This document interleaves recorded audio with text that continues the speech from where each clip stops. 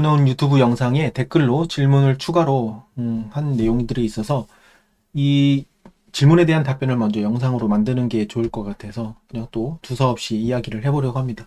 총 질문은 3개가 올라왔고요. 이 3개 중에 중복되는 내용도 있기 때문에 하나씩 설명하고 또 중복되는 것은 생략하고 이러면서 답변을 해보려고 합니다. 먼저 이 영상이 어떤 영상이었냐면 내 지갑에 다이렉트로 비트코인을 꽂을 수 있나? 그리고 은행에 비트 수탁 서비스가 나올까에 대한 답변 영상입니다. 이 영상을 보시고 또 궁금한 점을 남겨주신 거예요. 자, P2P 거래로 시장이 활성화되는지요? 라고 물어보셨고, 중앙정부에서 P2P 거래도 통제하려고 할 것 같다. 중앙정부에서 시장 활성화에 있어 개입하려고 하지는 않는지 조언 좀 해달라라고 말씀을 하셨는데, 현재 P2P 거래가 활성화되어 있지는 않다고 생각합니다. 원래 비트코인 자체가 P2P 거래를 위해서 만들어진 사운드 머니이긴 하지만, 현재는 P2P로 거래를 하기보다는 중앙화된 거래소를 통해서 구입을 하는 것이 일반적인 프로세스이죠. 그리고 게다가 우리나라 같은 경우에는 거래소와 1대1로 은행을 매칭시켜 놨고, 또 거래소에서 해외 거래소로 보낼 때도 트래블 룰에 의해서 신원 인증을 해야지 보낼 수 있도록 그렇게 해놨기 때문에 사실 P2P로 거래하는 것을 P2P로 거래하는 어떤 그런 프로세스보다는 더 탄탄하고 좀 더 통제적으로 중앙화되게 그렇게 만들어 놓은 게 사실입니다. 근데 오히려 그런 트래블 룰 이런 걸로 인해서 자금을 추적하려고 하는 그 이유 때문에 그런 걸 만들어 놨는데, 그러면 추적당하기 싫은 사람들이 이 P2P를 통해서 P2P 거래로 비트코인을 주고받고 해야 되는데, 아직까지는 이 비트코인 자체가 주류가 되어 있지 않기 때문에 이것을 사려고 하는 사람들이 P2P로 팔려고 하는 사람들을 만나기가 쉽지 않은 게 사실입니다. 저 같은 경우에는 이 영상에서도 얘기를 했었지만, 좀 큰 거래 같은 경우에는 거래소 통해서 구입해서 지갑으로 전송을 하고, 소액인 경우에는 P2P로 거래를 하는데, 이 P2P를 사용하는 사람들의 그 숫자가 어마어마하게 많다고 생각하고 있지 않습니다. 그도 그럴 것이, 이 P2P라고 하는 방식으로 현재 해외는 뭐 잘 모르겠고요. 해외는 그런 어떤 텔레그램을 통해서 P2P를 하는 경우도 있고, 그리고 플로드를 통해서 로보사츠라고 하는 그런 애플리케이션을 통해서 P2P로 거래하는 그런 케이스들도 있는데, 우리나라 한정으로 본다면 P2P는 진짜 한 줌도 안 된다. 한 줌도 안 될 수밖에 없는 이유가, 비트코인을 구입해서 셀프 커스터디를 하려고 하는 사람들 자체가 한 줌도 안 되기 때문에 그런 사람들 중에서 P2P는 더 소수일 수밖에 없습니다. 그래서 시장이 활성화되어 있지 않을 텐데, 앞으로 P2P 거래가 활성화될지 이것은 저는 솔직히 잘 모르겠습니다. 저는 P2P 거래가 단기적으로는 활성화되지 않을 것 같고요. 아주 중장기적으로는 활성화될 수도 있다라고 생각을 합니다.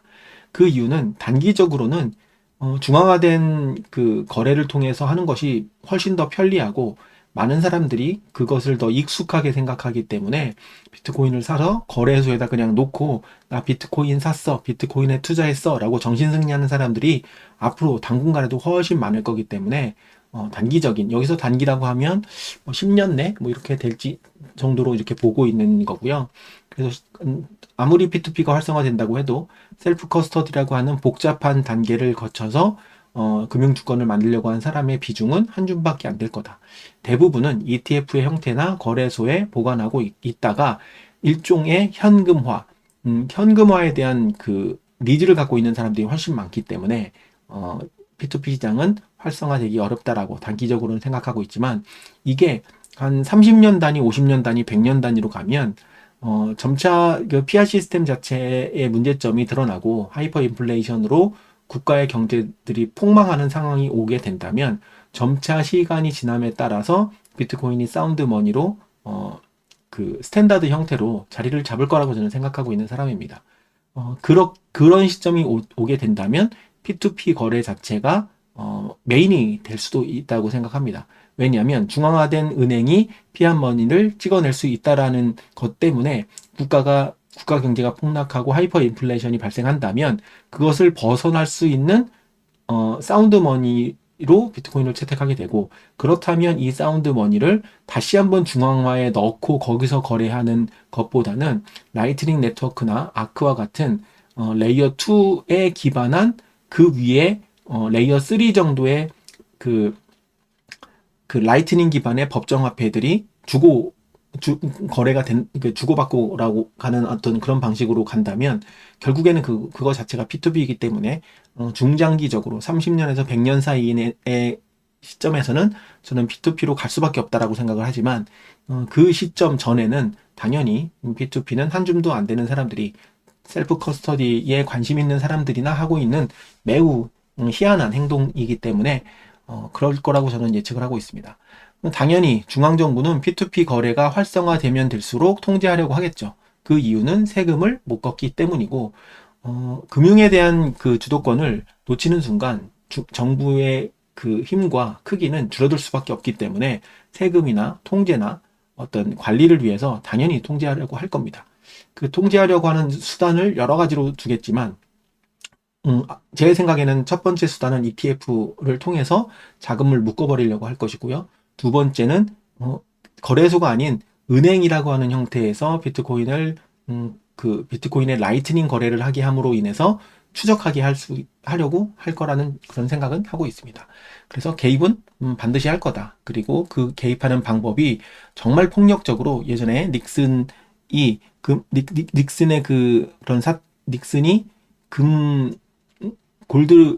금을 유통하거나 집에 갖고 있거나 이런 거를 금지시켰었나요? 그런 사건이 일어났을 때처럼 이 폭력적으로 비트코인을 탈취하거나 금지하거나 하려고 하는 상황까지 상정하는 사람들이 있는데, 역사적으로 그래 왔으니까요. 그런 가능성 때문에 난 KYC를 사람들이 만들어서 그걸 가지고 해외로 튀겠다, 이런 계획들을 세우는 사람들이 꽤 많이 있습니다. 그래서 그러한 시나리오까지 대응을 할 것인지, 아니면 어떠한 시나리오 선에서 내가 대응을 할 것인지, 그런 시나리오가 나왔을 때 나는 어떻게 할 수 있는지 등등을 생각해 보면 좋을 것 같습니다. 그래서 답변은 이 정도로 해드리면 될 것 같고, 자, 그 위에도 비슷한 질문이 있는데, P2P 거래도 정부에서 통제하려고 하는 건지요?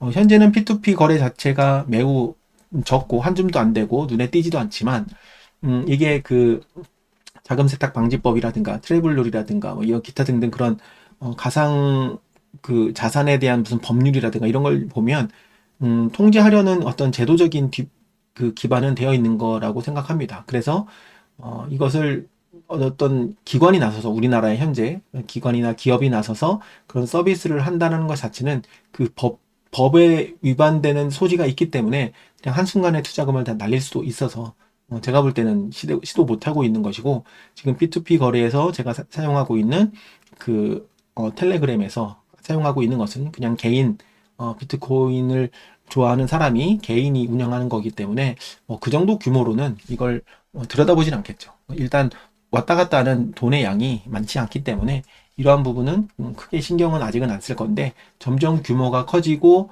비트코인을 국가 단위에서 알아갈수록 통제를 하려고 할 겁니다. 통제가 안 된다면 관리를 하려고 하겠죠. 통제와 관리는 좀 다른 팩터이기 때문에 통제가 안 된다면 관리를 하려고 할 것이고, 그 이유는 세금 문제다. 그리고 국가의 부를 유출시키고 싶지 않은 그런 문제이지 않을까 싶습니다. 중국이 대표적으로 다 해외로 들고 튀려고 하는 그런 수단으로 비트코인을 많이 쓴다라는 걸 알기 시작하면서 막은 것과 비슷한 패턴이 가지 않을까라는 생각을 하고 있습니다. 자, 그리고 플로드의 장단점이 무엇인지 이렇게 말씀드렸는데, 플로드는 기본적으로 두 가지의 장점이 있습니다. 첫 번째는 내가 플로드를 만들어서 내가 트랜잭션을 만들 때 내 플로드를 통해서 브로드캐스팅을 하는 것 자체가 나의 금융주권을 지킬 수 있는, 그래서 개인적인 측면에서의 장점은 나의 금융주권을 지킬 수 있는, 트랜잭션을 내가 만들고 브로드캐스팅도 내가 직접 이 네트워크에 할 수 있기 때문에 그 어느 누구의 방해도 받지 않고 내가 송금을 할 수 있다는 게 비트코인 플로드의 가장 큰 장점입니다. 그래서 나를 위해 하는 거고요. 두 번째의 장점은 비트코인의 전체 장부, 그걸 블록체인이라고 부르는데, 저는 그냥 요즘 블록체인이라는 용어 자체를 잘 쓰지 않습니다. 비트코인 전체 장부가 탈중앙화되어 있죠. 분산된 환경에서 작은 기기에, 전 세계에 수십만 대의 작은 기기에 오롯이 전체 장부가 다 분산 저장되어 있습니다. 그래서 그런 분산 네트워크 환경에서 블록을 검증하는데 내 노드가 일조하고 있기 때문에 비트코인 생태계에 기여를 한다라는 장점이 있습니다. 그래서 플로우드는 이 두 가지의 장점을 가지고 운영을 하는 것이고요. 단점이 뭐냐? 네, 단점은 이건 단점이 아니라 원래 설계 의도인데 플로우드를 돌린다고 해도 1사토시도 누군가 고맙다고 주지 않습니다. 그냥 플로드는 돌리고 싶은 사람이 내돈내산해서 돌리는 거기 때문에 별도의 어떤 그 리워드가 없다. 이게 단점이라면 단점인데 이것은 설계가 원래 그렇게 돼 있기 때문에 이것을 감안하고 그냥 하는 것이죠.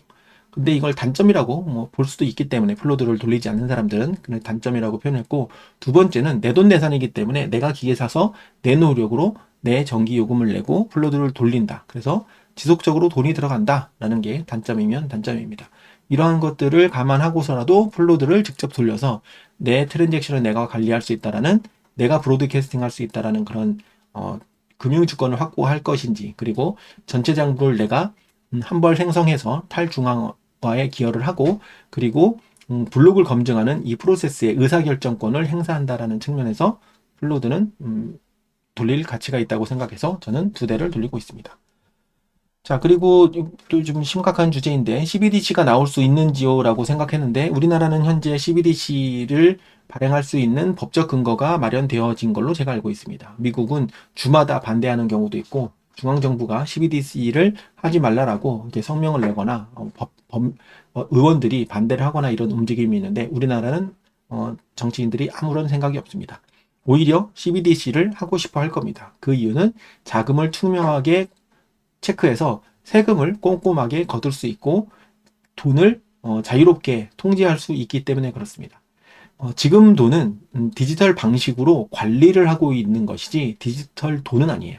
근데 CBDC는 디지털 돈이기 때문에 돈 자체에다가 프로그래밍을 해서 쓰는 용도, 쓰는 기간, 쓰는 대상, 통제할 수 있는 어떤 범위, 요소 이런 것들을 디테일하게 다 프로그래밍 할 수 있기 때문에 지금 디지털 방식으로 관리하고 있는 돈과는 차원이 다른 통제 수단이 될 수 있다라고 말씀드릴 수가 있겠습니다. 그래서 CBDC가 있는데 비트코인이 무슨 소용이 있냐? 없어질 거야 라고 하는 것은 CBDC와 비트코인이 갖고 있는 속성을 정확하게 모르고 있기 때문에 그런 이상한 소리를 하는 거라고 보면 됩니다. 자, 그래서 CBDC는 일단 우리나라는 법적 기반은 되어 있다라고 저는 알고 있고요. 나올지 안 나올지는 저거 고양이 목에 누가 방울을 달지의 문제인데 제가 볼 때는 시도를 할 겁니다. 시도를 할 것이고 시도를 했을 때 국가가 어떻게 될지에 대해서는 진짜 면밀하게 잘 들여다봐야 되고 CBDC가 동작되면 비트코인과 피앗머니를 어떤 식으로 조절해서 사용하고 내가 살아갈 것인가에 대한 전략적인 판단이 반드시 필요하다고 생각합니다. CBDC를 하는 이유는 중앙정부에서 국민을 통제하려고 통제하기 위해서 CBDC를 하는 거다. 이게 가능한 얘기이냐고 질문했는데요. 원래 그렇게 만든 거기 때문에 당연히 가능합니다. 두 번째 댓글에 대한 답변을 드렸고요. 세 번째에 이제 시중은행 비트코인 수탁 서비스를 하면 세금을 징수하려고 하지 않을까요? 네, 당연히 세금 때문에 하겠죠. 통제하고 관리하기 위해서 제도권으로 집어넣으려고 하는 것이고요. 지금 ETF 같은 경우에는 투자 회사들이 돈을 벌기 위해서 하는 것인데 그것을 승인해 줬다라는 얘기는 통제는 하기 어려우니까 관리를 하겠다라는 의미로 저는 생각을 하고 있습니다. 그래서 비트코인 시중은행이 비트코인 수탁 서비스를 하게 된다면 개인키를 언제든지 몰수 또는 잠궈버릴 수 있겠죠. 멀티시그 형태로 만약에 수탁 서비스를 한다고 해도 잠궈버릴 수는 있을 겁니다. 가져가지 못해도 사용하지 못하게는 만들 수 있을 것 같아요. 그래서 관리를 위해서 저런 걸 만들 것이고 그렇게 관리가 된다라는 것은 자금이 오고 가고 하는 것들을 투명하게 다 트랜잭션을 통해서 이 멤플의 그 트랜잭션 그 아이디를 통해서 추적할 수 있기 때문에 세금 징수는 당연히 될 겁니다. 대처 방법이 있을지 조언을 해달라고 하셨는데요. 시중은행의 비트코인 수탁 서비스를 안 쓰면 됩니다. 그냥 난 KYC라고 해서 내가 누군지도 모르게 비트코인을 소유하고 있는 사람이 누군지도 모르게 하는 것은 매우 복잡하고 좀 고급 스킬입니다. 거기까지 가서 내가 누군지도 모르게 진짜 P2P로 셀프 커스터디를 하는 방식으로 비트코인을 모으고 쓰든지 아니면 쓰는 것이 가장 그 대처 방법으로서는 베스트고요. 그렇지 않는다고 하더라도 시즈군의 비트코인 스탁 서비스는 사용하지 않는 것을 저는 추천드리겠습니다. 자, 중앙정부에서 12DC를 하려고 하는데 과연 생길 수 있는지 아래에서 답변 드렸고요. 네, 이렇게 세 가지 질문을 좀 이것저것 섞어서 세 개로 쪼개서 질문을 주셨는데, 첫 번째로 P2P 거래가 활성화 되겠는가? 네, 활성화 현재는 안 되어 있지만 앞으로 활성화가 될 가능성이 있어 보이고, 그 활성화 될 때쯤 되면 통제를 할 거고요. 관리를 하려고 할 거고, 그러다가 그거 어떤 시점이 넘어서면 중장기적으로는 비트코인 스탠다드가 저는 올 거라고 생각하기 때문에 그때는 P2P의 형태로 단일 화폐로 비트코인이 사용될 거라고 생각을 하고 있습니다. 자, 그리고 네, CBDC는 우리나라는 나오게 하려고 한다. 이미 법적 제도는 다 갖춰졌다. 그리고 비트코인 수탁 서비스를 세금을 징수하려고 하는데 대처 방법은 쓰지 말고 셀프 커스터디를 하셔라. 이렇게 세 줄 요약할 수 있겠습니다. 또 질문 있으시면 댓글로 남겨주시면 제가 답변을 드리겠습니다.